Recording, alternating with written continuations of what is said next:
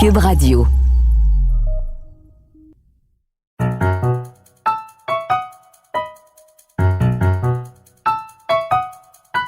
Ici Mathieu Bock-Côté et bienvenue aux Idées mènent le monde.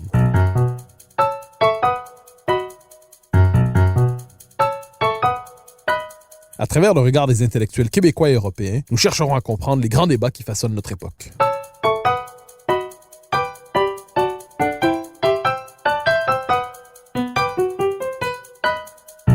Il était d'usage, il y a quelques années encore, de décréter dans nos médias que la question de la nation appartenait pour de bon au siècle passé et qu'elle ne devait plus aujourd'hui nous hanter. Manifestement, ceux qui décrétaient cela se trompaient. Du Brexit au référendum catalan, en passant par la laïcité québécoise et les populismes européens, partout la question nationale s'impose aujourd'hui. Et elle ne semble pas à la veille de s'effacer. Qu'est-ce qui se joue à travers elle? Pour en parler, j'ai le plaisir de recevoir aujourd'hui le philosophe Pierre Manant, qui l'a placé depuis longtemps au cœur de sa réflexion. Pierre Manant, bonjour. Bonjour Mathieu, Bock-Côté.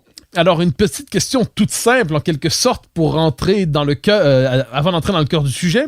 Nous allons parler aujourd'hui de la redécouverte de la question nationale, de la redécouverte de la nation. Mais pour la redécouvrir, d'abord et avant tout, on doit se rappeler comment nous en avons perdu la trace pendant un certain temps. Donc, si on cherchait à retrouver les origines de cet oubli, les origines de cette disparition intellectuelle ou politique au cours des dernières décennies, quelles pistes devrions-nous suivre? Comment comprendre le fait que la nation ait disparu du radar pendant un bon moment? Il faut d'abord remarquer, je crois, que la nation n'a pas disparu partout. Elle a disparu en Europe et pour partie en Amérique du Nord ou dans une partie de l'Amérique du Nord.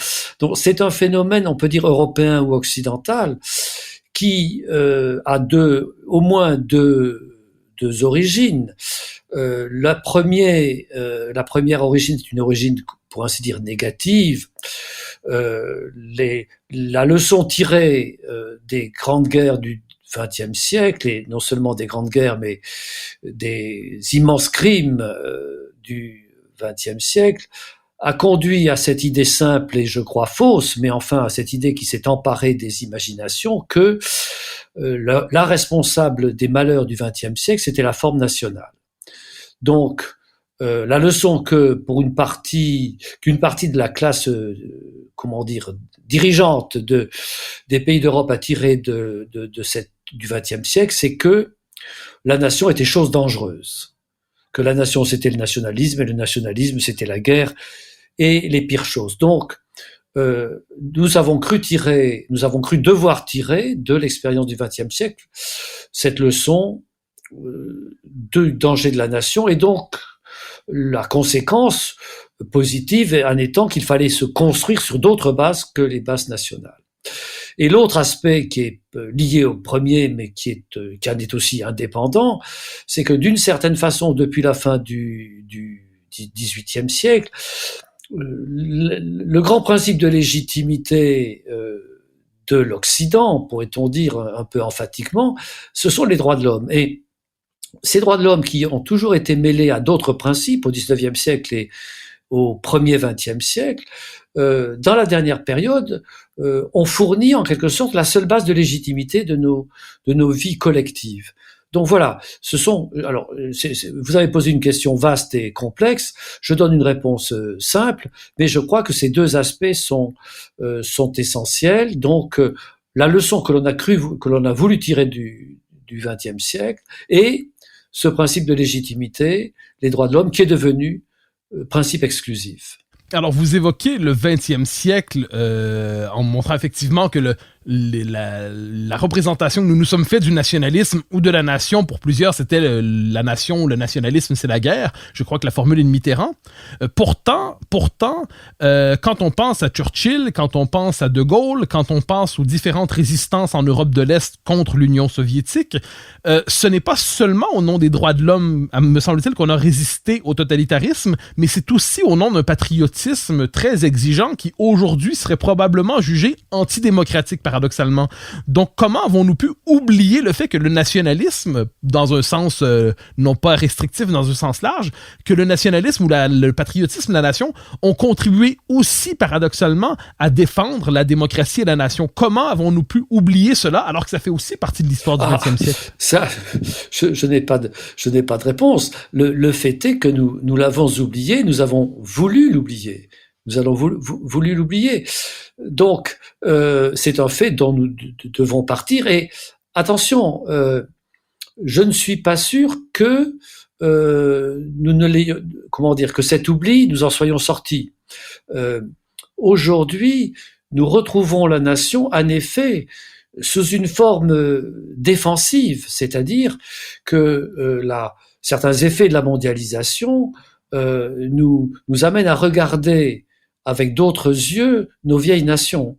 Mais est-ce que cette reconsidération du problème, est-ce que cette sympathie retrouvée pour la forme nationale, comment dire, aura des effets politiques durables, profonds et positifs sous la forme d'un engagement civique dans le cadre national, sous la forme d'un dévouement à la nation, sous la forme de grands objectifs attribués à la nation. Bref, si ce retour de sympathie, ce retour d'affection pour la nation sera véritablement au principe d'entreprise politique positive. Cela, nous ne le savons pas encore.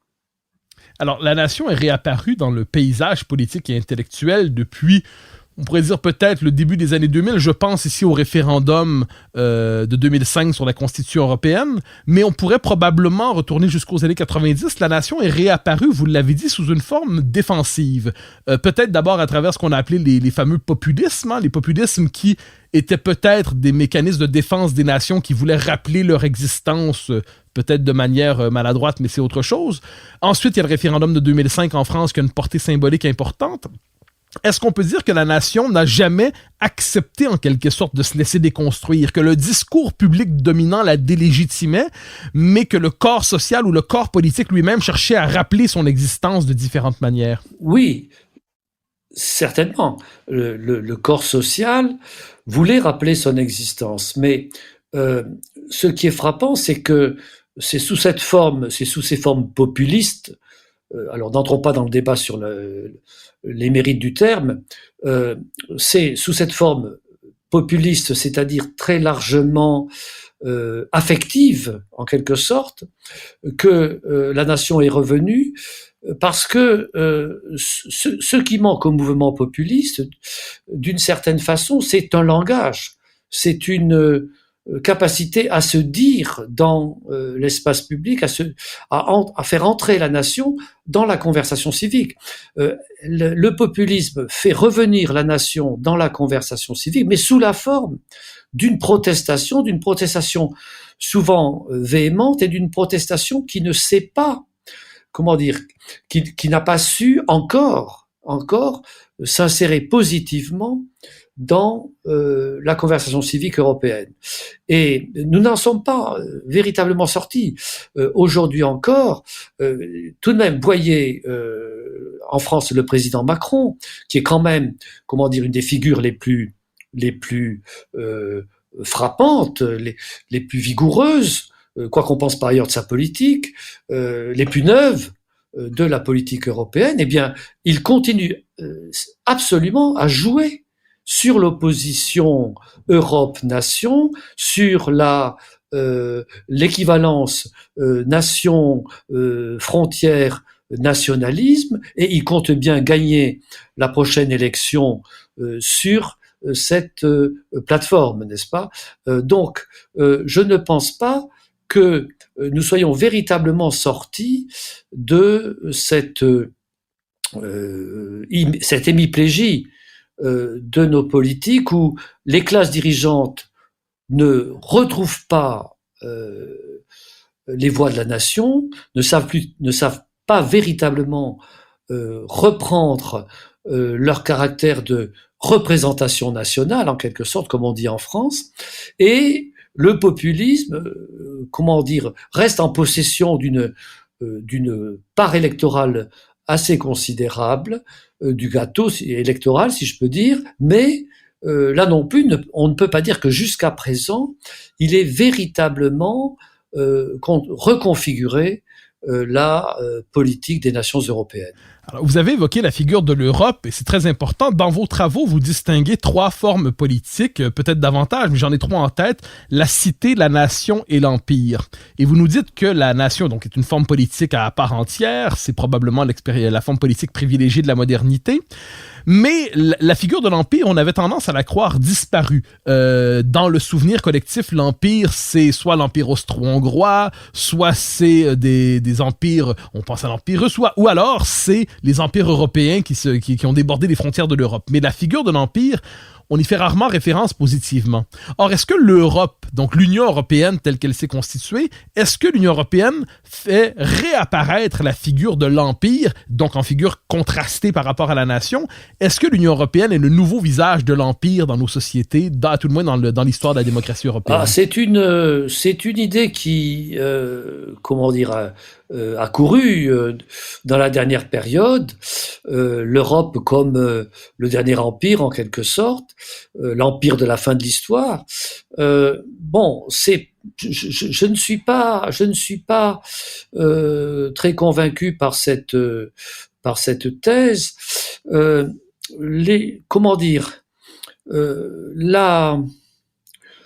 Si l'on observe la façon dont l'Europe s'est construite, qu'est-ce qu'on voit? On voit que les nations, en réalité, sont au fondement de la construction européenne. La base de départ, c'est, disons, la décision de la France et de l'Allemagne de se réconcilier sérieusement et définitivement, et à partir de ce noyau franco-allemand, en y joignant bien sûr l'Italie et le Benelux, d'agréger autour de ce noyau progressivement les nations européennes. Alors, bien entendu, cette agrégation des nations autour du Rhin, autour de la réconciliation franco-allemande, à partir d'un certain moment, a pris son indépendance par rapport aux nations, et évidemment, l'Europe est devenue, l'Union européenne est devenue cette entreprise bureaucratique, idéologique, spirituelle, pourrait-on dire, à laquelle nous avons affaire. Mais ce que je veux dire par là, c'est que jamais vous ne pouvez pas voir en Europe le principe de l'empire, n'est-ce pas? Ou alors c'est un empire idéologique, parce que et c'est l'idéologie des droits de l'homme, parce qu'en réalité la vérité des nations, la vérité de l'Europe aujourd'hui, c'est une certaine configuration des nations européennes, et ce qui fait tenir l'Europe ensemble aujourd'hui, il faut le dire, c'est l'hégémonie allemande, n'est-ce pas? Bon, l'Europe n'existerait pas sans ce centre de gravité allemand, cette hégémonie allemande qui, en gros, est acceptée par une masse critique des nations européennes comme finalement la seule façon de faire tenir ensemble précisément ce groupement de nations. Donc, encore une fois, l'Europe ne nous fait pas sortir du règne des nations, elle les délégitime, mais ce qui la tient politiquement, c'est un dispositif hégémonique d'une nation parmi les nations européennes, et cette hégémone, c'est l'Allemagne. Donc, alors, vous me direz que je n'ai pas répondu directement à votre question. J'ai répondu d'une certaine façon en essayant d'expliquer que non, l'Europe n'était pas un empire, sauf, encore une fois, sous l'angle, peut-être, sous l'idéologie qu'elle se donne, n'est-ce pas, le noyau expansif de la réconciliation de l'humanité autour des droits de l'homme. Bon, là, il y a cette composante idéologique certaine, mais du point de vue de sa colonne vertébrale politique, c'est un certain dispositif national, n'est-ce pas? Ça, il ne faut pas l'oublier. l'Europe tient ensemble, non pas par la Commission de Bruxelles, n'est-ce pas, qui est une sorte de décor extrêmement irritant, mais ça reste un décor, mais ce qui est solide, c'est l'hégémonie allemande. Alors, je reviens un instant sur l'Europe. Il y a aujourd'hui certains, ou à tout le moins c'est un discours qu'on entend assez souvent, qu'il y a presque deux Europes aujourd'hui en Europe. C'est-à-dire d'un côté l'Europe occidentale qui néanmoins, à tout le moins sur le plan du discours et de l'idéologie, semble se reconnaître dans une espèce de discours post-national, un discours qui prétend transcender les nations, non pas les abolir, mais à tout le moins les transcender, les dépasser. Et de l'autre côté une Europe plus à l'Est qui, elle, serait davantage accrochée à la forme classique de l'État-nation, donc, et même dans la définition même de la nation, pas seulement par des valeurs, mais davantage par la culture, pas simplement par une prétention à l'universel, mais aussi par une identité particulière. Est-ce que vous acceptez cette idée qu'il y a aujourd'hui en Europe deux conceptions de l'Europe qui s'affrontent et à travers ça peut-être deux conceptions de la nation? Oui. Comment dire? Évidemment, on est bien obligé d'observer que les nations de l'Europe du centre-est, n'est-ce pas? Pologne, Hongrie, à moindre degré Tchéquie, mais enfin, en effet, ces nations ont un rapport à elles-mêmes qui est différent du rapport que les nations occidentales ou les nations de l'Ouest de l'Europe ont à l'égard d'elles-mêmes. Bon, il est facile d'observer que ces nations ont une histoire très différente de celle des nations de l'Ouest. La Hongrie amputée des 2/3 de son territoire, de sa population après la Première Guerre mondiale, la Pologne qui n'avait retrouvé son indépendance après la Première Guerre mondiale que pour la perdre en 1939. Bon, tout cela est vrai. Donc, des histoires différentes font un rapport différent à la forme nationale et, comme cela a été remarqué, les nations qui venaient de retrouver leur être avec la chute du communisme, Pologne, Hongrie, Tchéquie, n'allaient pas, en quelque sorte, la reperdre immédiatement en se fondant dans l'idéologie européenne, même si, évidemment, ça aurait été une perte différente de celle qu'elles avaient subie dans le cadre du bloc communiste. Tout cela est vrai. En même temps, nous sommes des nations de même forme, n'est-ce pas? Nous sommes partagés, et les pays de l'Europe de l'Est aussi sont partagés entre deux perspectives sur leur être social, entre la perspective que l'on dira celle des droits de l'homme, des droits individuels, de l'émancipation et l'attachement à une forme de vie propre à cette nation. Alors, cela prend des formes beaucoup plus explicites, vigoureuses, parfois provocatrices, en Pologne ou en Hongrie, mais c'est aussi présent en France. Alors, vous voyez, la Pologne est très divisée politiquement entre, je dirais, la moitié libérale et la moitié conservatrice, n'est-ce pas, de l'électorat. Bon, donc, je ne pense pas que les pays de l'Union de l'Europe de l'Est, en quelque sorte, quittent véritablement l'Europe, même moralement. Ils tiennent absolument à l'ancrage européen, mais précisément, pour eux, l'Europe, c'est le cadre dans lequel ils peuvent retrouver leur vie nationale, d'où leur relation très conflictuelle avec l'Union européenne, mais aussi leur attachement à l'Union européenne. Et de même, nous-mêmes, nous ne pouvons pas complètement les exclure du cercle de la raison et du cercle disons des nations européennes, parce que nous sentons aussi il y a aussi chez nous, sous une forme assez différente, mais l'attachement renouvelé à une vie propre. Donc, d'une certaine façon, la division de l'Europe en Europe de l'Est attachée à ses traditions nationales et très hostile à l'immigration musulmane, et l'Europe de l'Ouest qui n'a pas une même attitude sur ces sujets-là, eh bien, ce sont quand même les mêmes dynamiques sociales et morales qui se jouent, parce que cette dualité, elle appartient à l'être même de nos nations prises séparément et de l'ensemble européen pris comme un tout, n'est-ce pas? Nous devons faire vivre ensemble, tisser ensemble, en effet de plus en plus, certains pourraient dire, et il m'arrive de dire, exagérer ou illimiter les droits individuels, et en même temps un attachement tout de même très répandu, encore une fois sous des formes différentes dans les différents pays, un attachement très répandu à ce qu'on peut appeler notre vie propre, la façon que nous avons de conduire une éducation commune dans chaque pays. Ces problèmes-là sont partagés par tous les pays européens.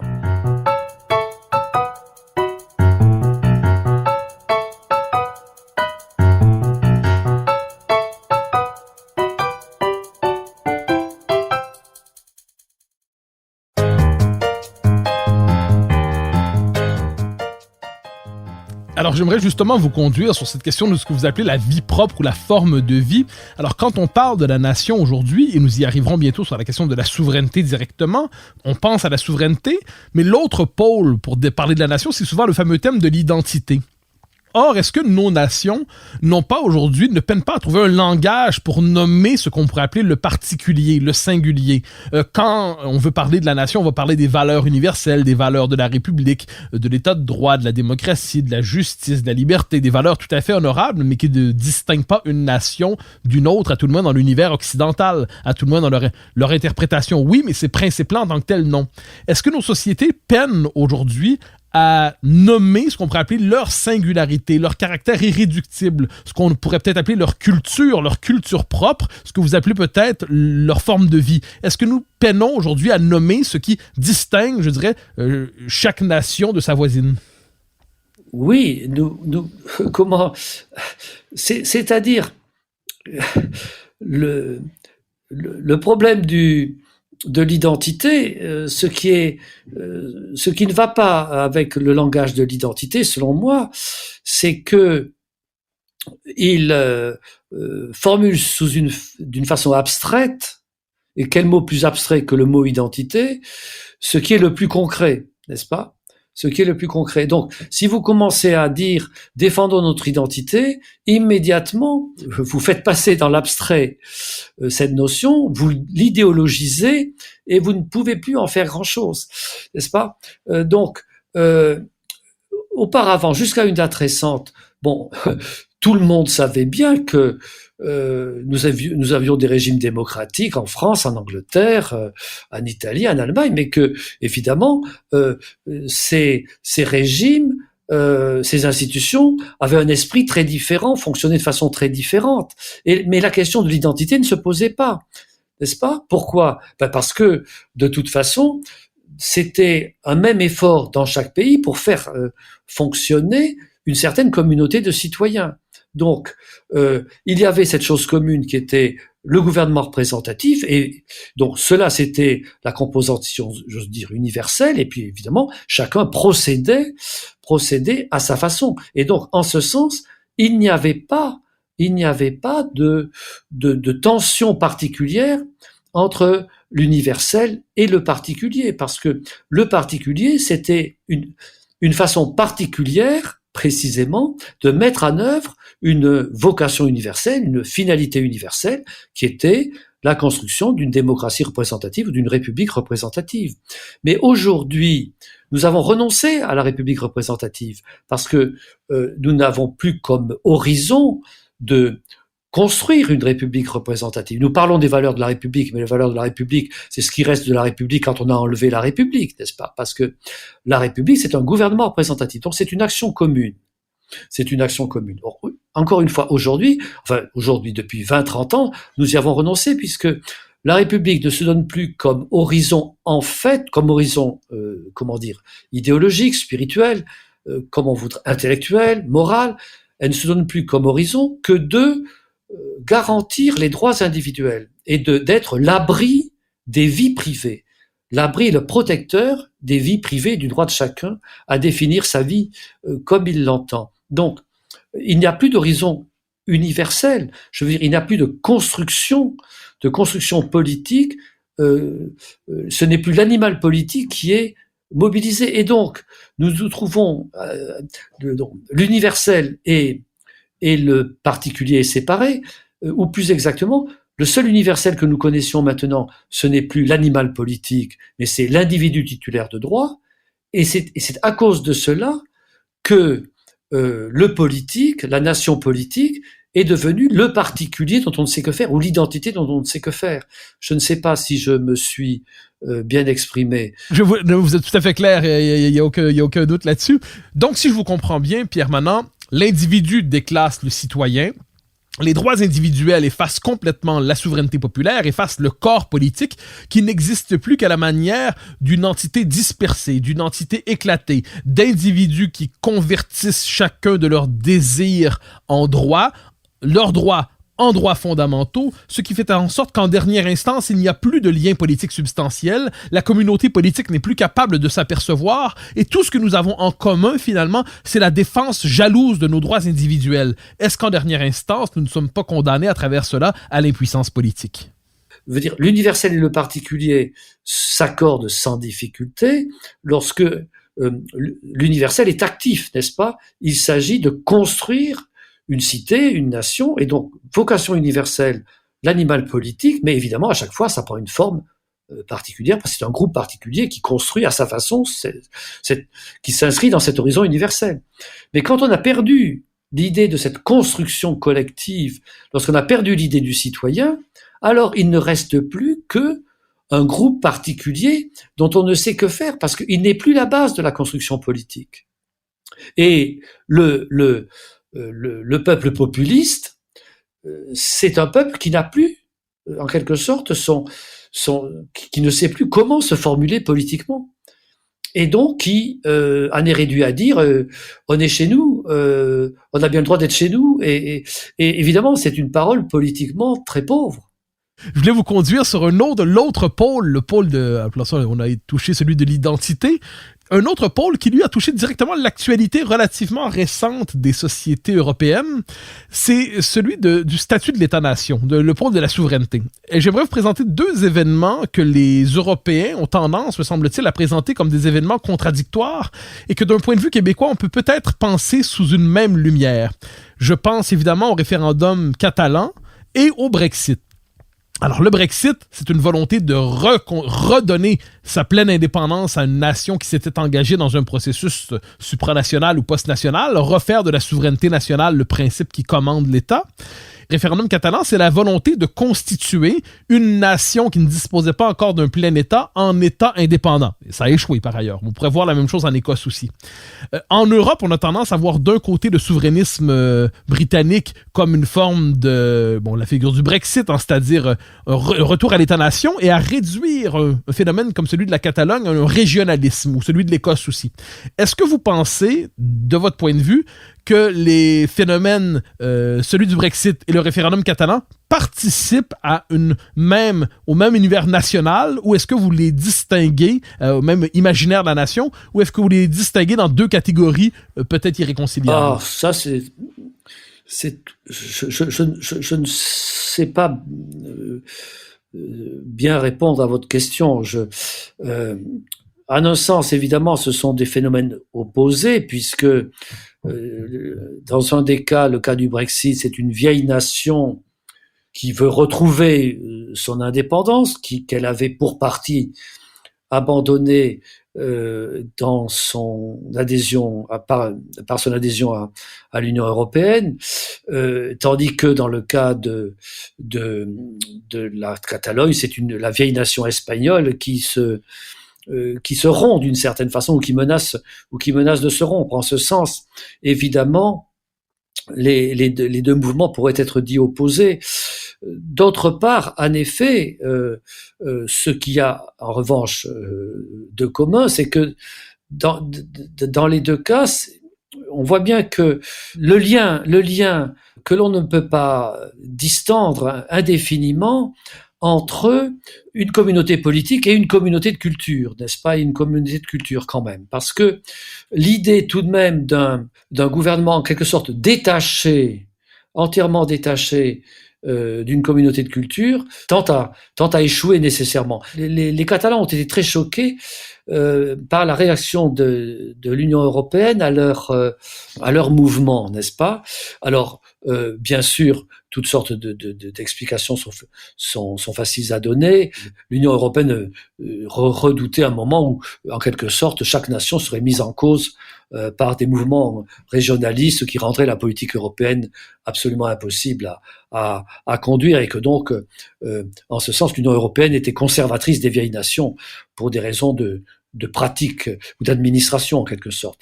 Mais aussi, je pense, ce qu'elle n'a pas aimé, c'est ce désir d'avoir un gouvernement proche de soi, parce que d'une certaine façon, évidemment, la Catalogne affaiblit la nation espagnole, ou la sécession catalane affaiblit la nation espagnole, et délégitime la nation espagnole, et on pourrait penser que ça donc légitime l'Europe, mais d'une certaine façon, ça délégitime encore plus, en un certain sens, l'Union européenne, parce que, évidemment, c'est une machine de gouvernement, ou c'est une machine à prétention gouvernementale, qui est infiniment éloignée de la vie des nations qu'elle prétend régenter. Donc, en ce sens-là, je pense que c'est un peu dans cette direction que vous vouliez aller. En effet, le mouvement catalan et le mouvement du Brexit peuvent être rapprochés. Alors, nous nous rapprochons de la fin de cette émission. J'aimerais reprendre une formule que vous avez glissée dans la conversation, qui est plutôt la notion de religion de l'humanité. Vos lecteurs savent que vous avez, c'est une formule qui revient de temps en temps dans votre œuvre, à travers laquelle vous nommez peut-être la tentation de la désincarnation du lien politique, une incapacité à penser la différence entre les communautés nationales, les frontières légitimes. Aujourd'hui, la question de la fameuse religion de l'humanité se pose dans le contexte des mouvements migratoires, de l'immigration massive et ainsi de suite. Dans quelle mesure une nation peut-elle assurer sa continuité historique? Dans quelle mesure doit-elle s'ouvrir? Et dans un échange récemment à l'émission Réplique, vous repreniez cette idée comme quoi si la charité est une chose, on ne saurait en faire, si je comprends bien, le seul principe qui commande l'ordre politique. Que pour ouvrir des frontières encore, faut-il avoir des frontières? Que pour s'ouvrir à l'autre encore, doit-on savoir qui on est soi-même? Est-ce qu'on n'a pas aujourd'hui, justement, est-ce que cette religion de l'humanité que vous évoquez, est-ce qu'elle n'est pas en train de dévorer la possibilité même de l'existence politique des peuples? Est-ce que c'est la possibilité même pour les peuples de nommer leur situation, de nommer leur histoire, de nommer leur réalité, de nommer leurs frontières, de distinguer qui en sont membres et qui n'en sont pas membres? Est-ce que cette religion de l'humanité aujourd'hui n'est pas en train à la manière d'une forme de principe incapacitant, de rendre impossible de nommer, de voir les peuples et d'agir en leur nom? Oui, je crois que c'est une excellente formule. Principe incapacitant, il faut préciser, principe incapacitant pour les pays européens, parce que les autres parties du monde ne nous suivent pas ou ne nous imitent pas dans cette religion de l'humanité.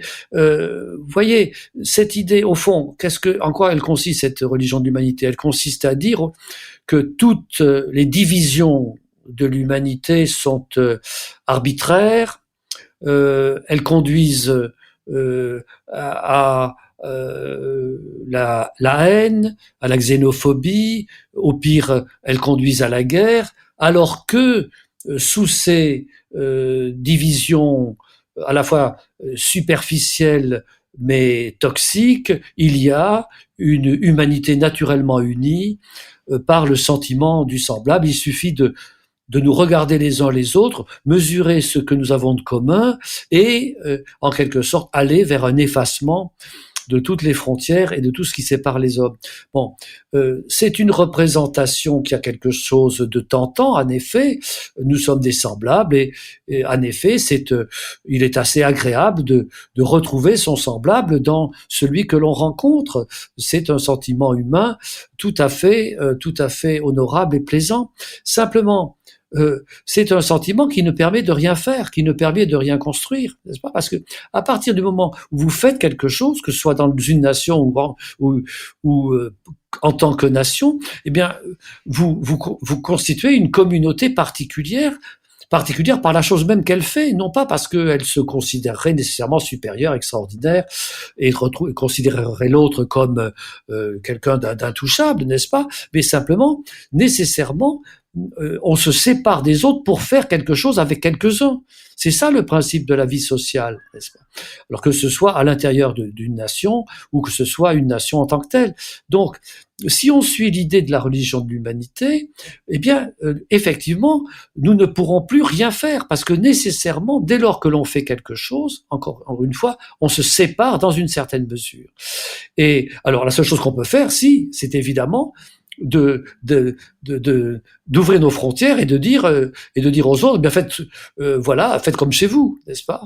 Mais une fois qu'on a dit ça, on n'a pas ouvert un avenir très riant ni aux pays à qui on dit ouvrez-vous, ni d'ailleurs à ceux à qui on dit entrez et faites comme chez vous, parce que ce pays ne va pas être viable, n'est-ce pas? Parce que c'est un pays qui a renoncé à être une communauté d'action et d'éducation, n'est-ce pas? Si vous êtes une communauté d'action et d'éducation, nécessairement, vous avez d'une façon ou d'une autre des frontières, parce que vous êtes distinct de ceux qui n'appartiennent pas à cette communauté d'action et d'éducation.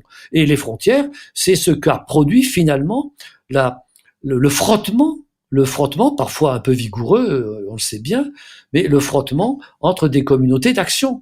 Et notre humanité, enfin la vie humaine est une vie d'action. C'est ainsi seulement qu'elle est une vie sociale.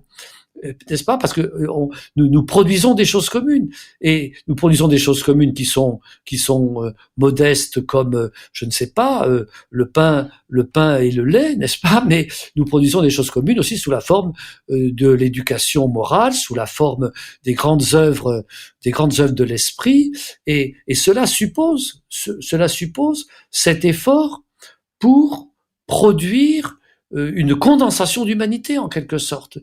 Et comment dire, l'humanité, si vous regardez le spectacle de l'histoire humaine, vous voyez, n'est-ce pas, les nations, les religions, les grandes entreprises, les grands mouvements artistiques ou spirituels, eh bien, ce sont des mouvements à la fois de création et de séparation. Et vous n'avez pas la création s'il n'y a pas la séparation.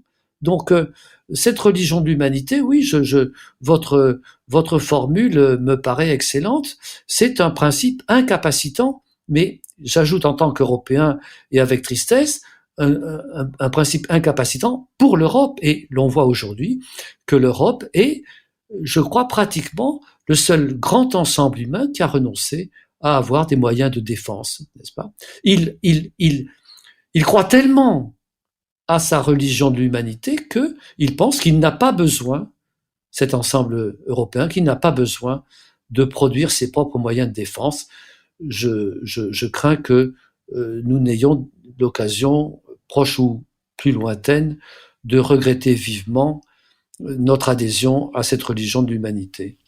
Alors, je ne voudrais pas que nous nous quittions sur une note aussi sombre. Alors, et sans pour autant vous transformer en ministre ou en conseiller de ministre, j'aimerais vous demander, dans la mesure où vous croyez que le principe, le cadre national est non seulement légitime, mais appréciable en quelque sorte, à quelles conditions intellectuelles, peut-on dire, pourrait-on aujourd'hui, demain, après-demain, renouer avec le cadre national et surtout en lui redonnant la légitimité et la substance nécessaire pour qu'il soit capable de peser à nouveau en Europe, et je me permettrais d'ajouter aussi peut-être en Amérique du Nord ou à tout le moins au Québec, Mais à quelles conditions, autrement dit, la nation peut-elle renouer avec un autre destin qu'un triste destin folklorique? À quelles conditions peut-elle renouer avec une capacité d'action dans l'histoire?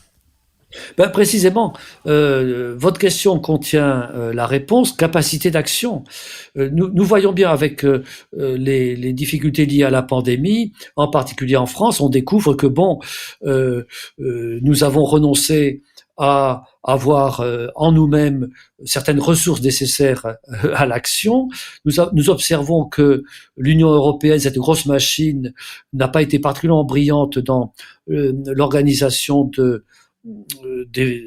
dans la fourniture des vaccins aux différents pays européens, et que d'autres pays beaucoup plus d'autres nations beaucoup plus agiles, comme déjà le Royaume-Uni ou Israël ou les États-Unis d'Amérique, ont montré beaucoup plus de capacité d'action, n'est-ce pas? Et donc, je crois que nous pouvons redécouvrir le fait que finalement, nos vieilles nations ne sont plus des êtres passifs qui seraient un cadre de notre vie de loisir en quelque sorte, nos paysages, la façon de se nourrir, de se vêtir, d'écouter de la musique, bien, mais que c'est ce cadre de notre vie, cette forme de notre vie, comme j'aime à dire, est aussi le cadre de notre action. Et alors, regardez l'Union européenne, non pas comme une nouvelle, une nouvelle forme politique, un nouvel empire ou une nouvelle religion, mais comme le lieu de collaboration de nations qui chacune serait active pour elle-même et s'accorderait le droit d'être active pour elle-même, donc d'être dans une large mesure souveraine, de décider des conditions de son action. Alors, ça raviverait une certaine rivalité entre les nations européennes, mais cette rivalité, elle est toujours là, n'est-ce pas? Nous passons notre temps à nous comparer. Les Français passent leur temps, n'est-ce pas? Et se morfondent à se comparer avec l'Allemagne, et ils ont toujours tendance à trouver que les Allemands font mieux, beaucoup mieux qu'eux-mêmes. Bon, donc nous sommes nous n'avons pas quitté le rivage des rivalités nationales, donc acceptons ces rivalités nationales, mais faisons-en un principe d'action. Et donc, nous n'allons pas nous refaire la guerre, même si nous reprenons notre indépendance les uns par rapport aux autres, et interprétons la construction européenne, non pas, encore une fois, comme la construction d'un dépassement de la nation, mais comme le cadre de la collaboration, toujours nécessairement teinté de rivalité, entre les nations européennes. Donc, visons à une action commune des nations européennes au lieu de construire cette énorme machine administrative et bureaucratique dont personne n'est content, dont tout le monde se plaint, y compris les gouvernements nationaux. Donc, voilà, c'est dans cette direction que je crois nous pouvons aller. Ça ne nous oblige pas à tourner le dos à l'idée européenne ou à un horizon européen. Nous partageons assurément une civilisation commune. Ça, les pays européens partagent une civilisation commune. À eux en quelque sorte, de redonner couleur à cette civilisation commune, à ne pas la laisser s'affadir et à ne plus se donner comme chose commune que les droits humains illimités, parce que cela, précisément, par définition, ce n'est pas propre à l'Europe. Donc, la République, ce ne sont pas les valeurs de la République. Donc, les valeurs de l'Europe, ce n'est pas l'Europe. Donc, voilà, retrouvons la vraie vie de l'Europe, qui est la base nationale, dans un horizon, réconcilié, mais dans un horizon où les nations jouent pleinement leur rôle. Alors Pierre Malan, je me permets de redonner le titre de quelques-uns de vos livres: La raison des nations, Situation de la France, mais les métamorphoses de la cité, Enquête sur la démocratie. Je me permets de donner un titre particulier, Le regard politique, qui est un livre d'entretien qui est très beau, un de vos livres que j'aime beaucoup. C'était un immense plaisir de vous recevoir aux Idées mènent le monde. Merci encore. Merci beaucoup Mathieu, merci beaucoup.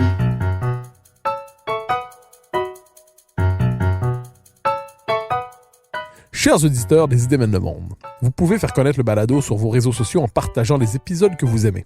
Cela nous donne à chaque fois un fier coup de main pour faire circuler les idées.